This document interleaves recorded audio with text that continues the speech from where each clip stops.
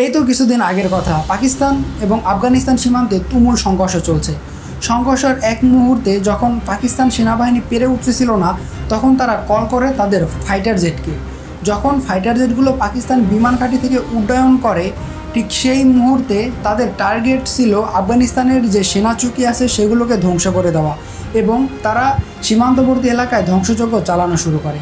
কিন্তু হঠাৎ করে এরপরে পাকিস্তানের বিমান ঘাঁটি থেকে আর দুটো ফাইটার জেট উড়তে শুরু করে, এবং তাদের টার্গেটও রীতিমতো ছিল সেই আফগানিস্তানের যে সেনা চৌকি আছে সেগুলোকে লক্ষ্য করে হামলা চালানো।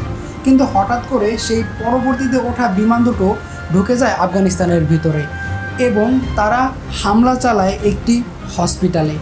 যে সময় তারা সেই হসপিটালকে কেন্দ্র করে হামলা চালাচ্ছে, তখন সেখানে চিকিৎসা নিয়েছিল কয়েক শত রোগী, তার সাথে ছিল আরও কয়েক শত ডাক্তার, নার্সসহ আরও পরিচ্ছন্নতা কর্মী।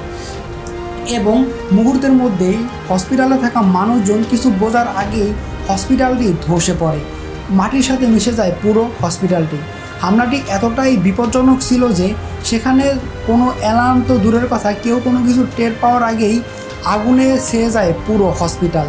এবং এরপরে যা ঘটার তাই ঘটে, একে একে বের করা শুরু হয় মৃতদেহ, এবং মৃতদেহ বের করতে করতে অ্যাট লাস্ট সেখান থেকে 270 থেকে 80 জন মানুষের মৃতদেহ বের করা হয়, এবং বাকি যাদেরকে পাওয়া গেছিলো সবাই ছিল ইনজুর্ড। চিন্তা করেন, যেখানে সীমান্তে ছোট ছোট গোলাগুলি কিংবা সীমান্তে ছোট একটি সংঘাত চলছিল, সেই সংঘাতকে কেন্দ্র করে পাকিস্তানের সেনা বিমান বাহিনী এমন একটা জায়গায় হামলা চালায়, যেই হামলা আমেরিকা এত পরিমাণ যুদ্ধ করেছে, আমেরিকা এত মানুষকে মেরে ফেলেছে, তারপরও এরকম হামলা আমেরিকার তরফ থেকে ইতিহাসে হয়নি। কিন্তু মুসলিম হয়ে মুসলিম দেশে এরকম ন্যাক্কারজনক হামলা একমাত্র পাকিস্তানের কাছ থেকে সম্ভব। শুধু এটাই নয়, পাকিস্তান শুধু যে এই আফগানিস্তানের হসপিটালে আক্রমণ করেছে তেমন না, ইসরায়েল এবং আমেরিকার সৈন্যদের হাতে যে পরিমাণ মুসলিম মানুষের রক্ত লেগে আছে, তার থেকে কম রক্ত পাকিস্তানের সেনাবাহিনীর হাতে মনে হয় না লেগে আছে। একেবারে আপনি যদি এটা ইকল করেন তাহলে সমান সমানই।